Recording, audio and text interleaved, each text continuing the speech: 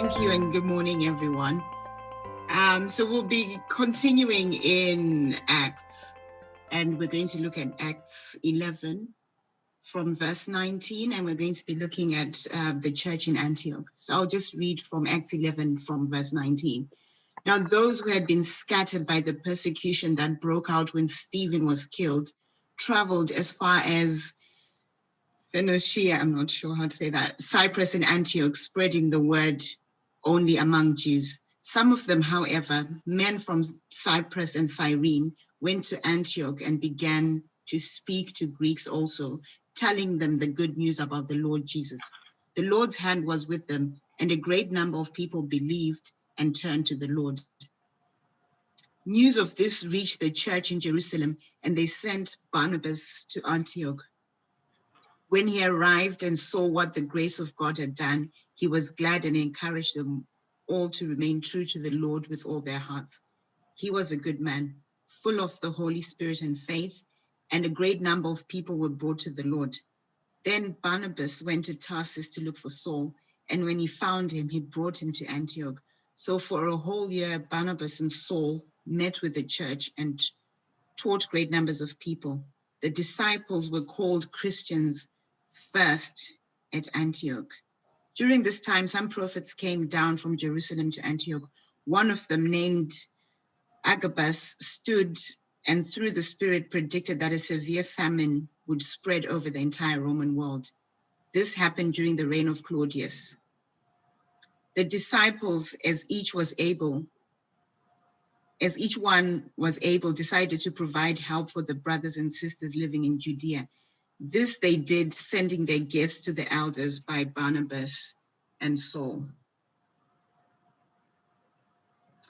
Okay, so we're going to be looking at the church in Antioch. And in a way, we are also like a scattered people. You know, like we come together on Sunday, but actually from Monday to Sunday, actually, only for a few hours are we together. But we are scattered in our different spheres of influence. So whether it's in our families, our neighborhoods, you know, we are a scattered people. So I feel this, we have a lot of lessons that we can take from the church in Antioch.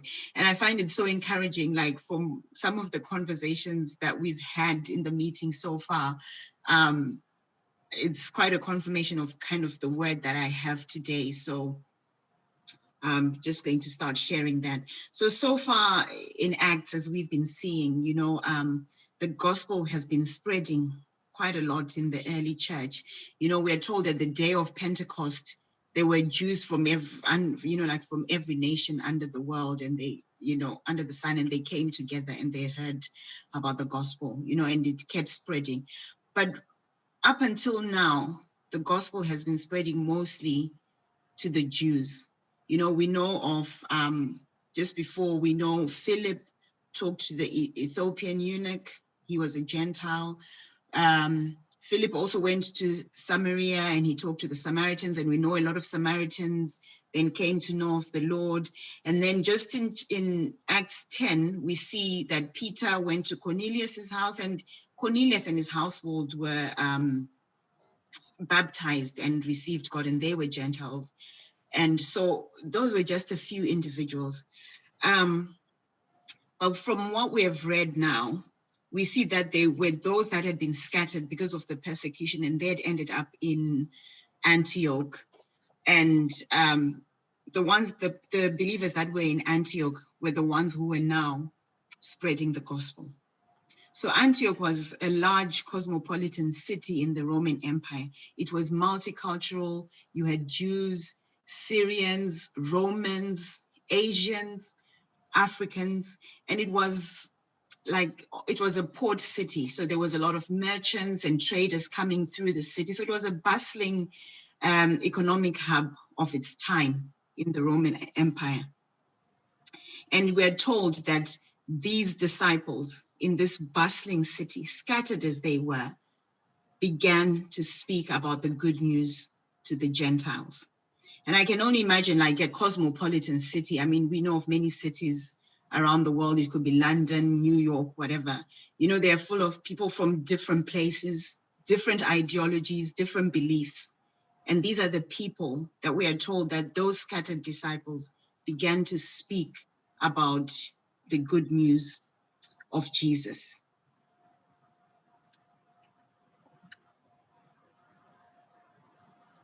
And also what's interesting is we're not even told the names of these people. You know, they just said some of them from Cyrene, from Cyprus. These are nameless disciples, you know, ordinary men and women just like us, who were sharing their faith.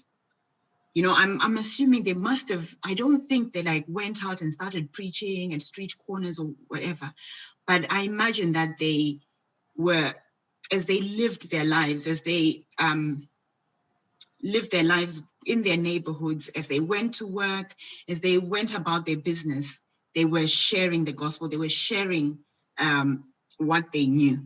You know, they probably presented their Savior in such a way that they lived gospel-centered lives that it was clear that everyone will see. And we are told that news about their faith, about their belief reached Jerusalem. And if you think Jerusalem was like 300 miles away.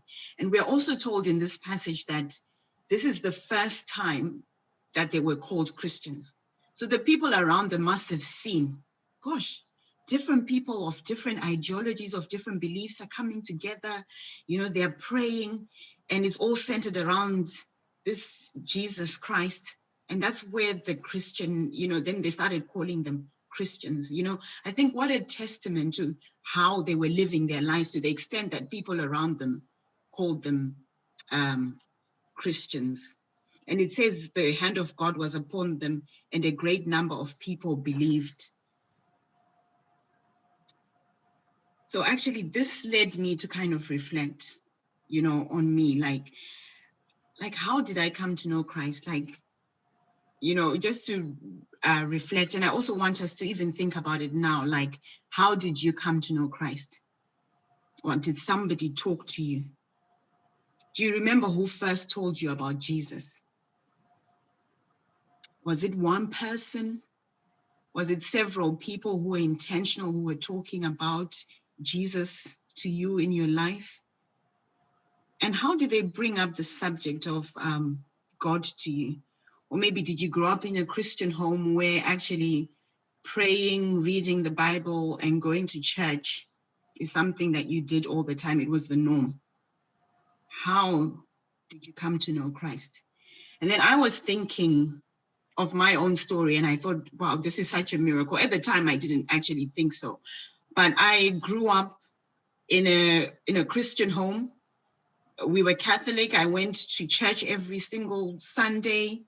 Everything was, you know, that's what we did. That's all that I knew. But then when I went to boarding school, in my first year of secondary school, when I got there, so our dorm, we were all just 13-year-olds, so all the Form 1s used to share a dorm.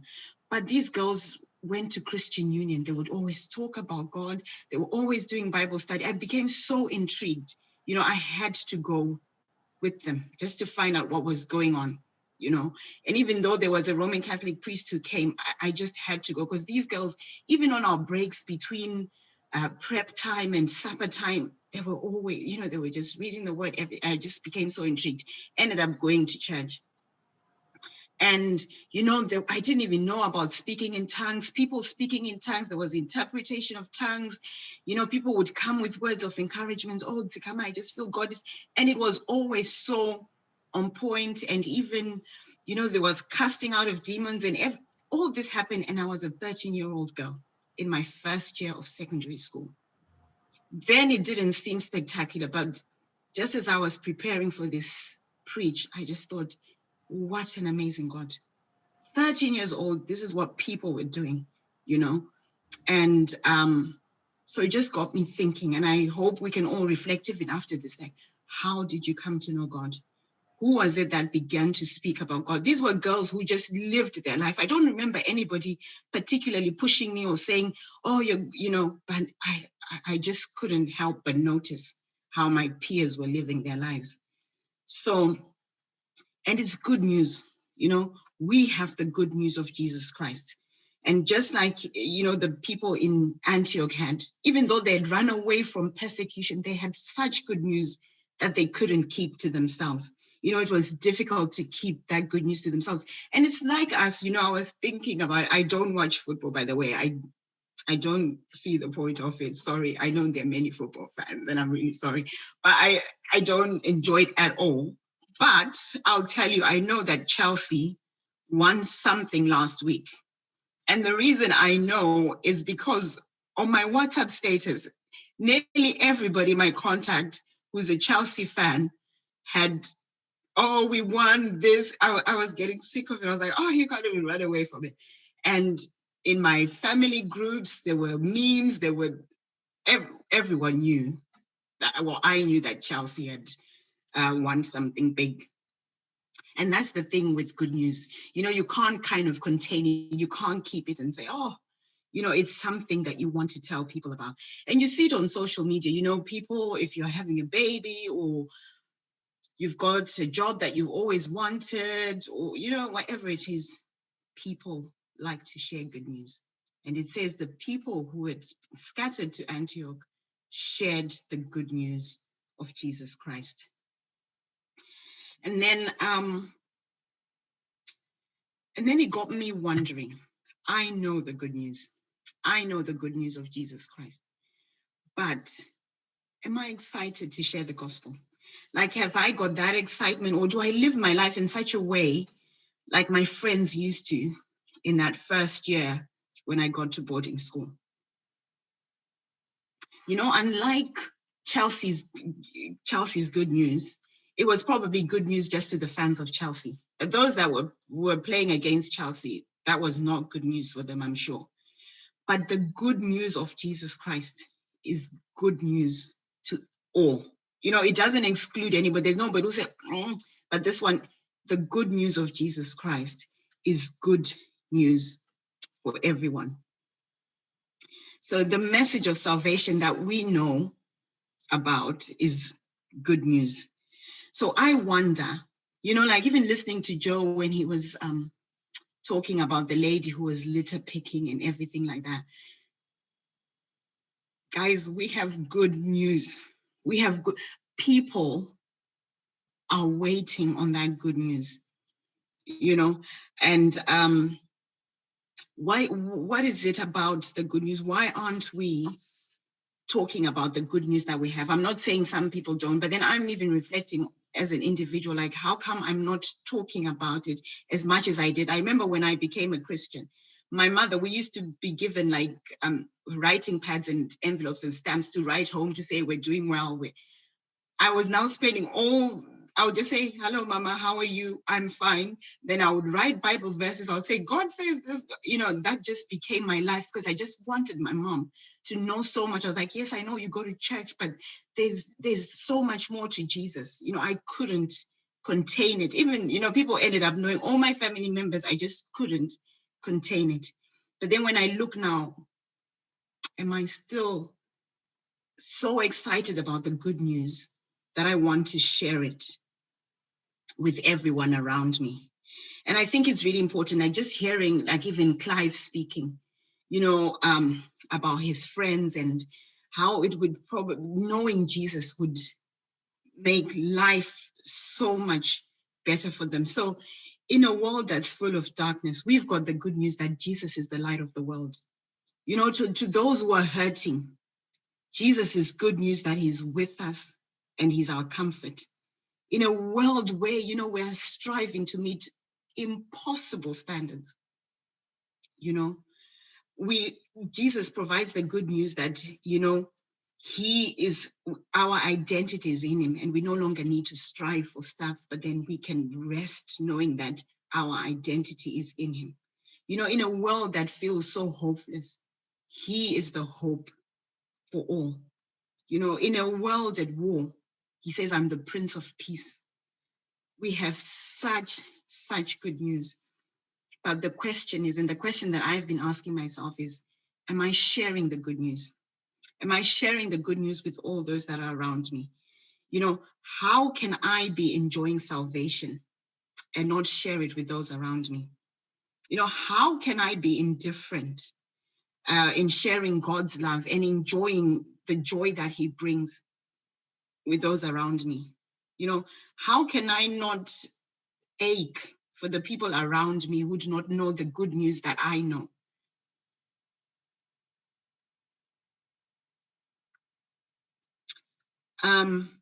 And then I began to say, actually, maybe sometimes it's because maybe I'm afraid, afraid of ridicule, afraid that maybe somebody's going to come up with such an intelligent question and I'm not going to be able to answer it. So many things that we can be afraid of. But then I have to remind myself that this is good news. Whether those people who went out, who were in Antioch, I'm sure there were people who were way educated than them or were more cynical or whatever they were, but they shared their lives. They lived lives. They went out and just shared the good news of Jesus. So my question is, what is holding us from sharing the good news? What is it? And I think that's where we need to all reflect and see what is it that is kind of stopping me. Because we tend to keep our faith for ourselves or not share it. Or maybe when we do share, we're sharing with our close circle of people. But maybe what about our neighbors? What about our work colleagues? Are we sharing the good news? And I guess for me, what I've learned now, just from doing this, is I can start small. I can start with things, and as I get more comfortable. So even as an encouragement to anybody, so maybe let's say with your work colleagues, usually, we'll ask each other, oh, how was the weekend? How was the weekend? You're like, oh yeah, it was fine, whatever. But maybe now I'll be more intentional. Oh yeah, the weekend was fine. Actually, I went to church, and this week we were talking about the goodness of God, or the good news that is Jesus. And then sometimes it might not lead into much conversation, but then there's that awareness that is there. I remember my colleague was asking me the other day, oh, you commute, it's an hour on the road. What do you do? I would be so bored. And that just gave me the opportunity. Actually, I listen to my Bible, and sometimes I'm praying. And then that just led to it didn't go far, the conversation, but it started a conversation. And I think that's what we need to be doing, whether it's in the gym or whether you're going for netball with your friends or wherever you find yourself. We should when we start our conversations, if it leads to anything where we can talk about Christ, we should do it. And I just want to mention this. My daughter went out for drinks with a friend recently. And she said, as we were talking, she was really going through stuff and everything. And she said, I really felt prompted to say, actually, Jesus is the answer. And she said that led to a 40-minute conversation while they were having cocktails of just talking about Jesus.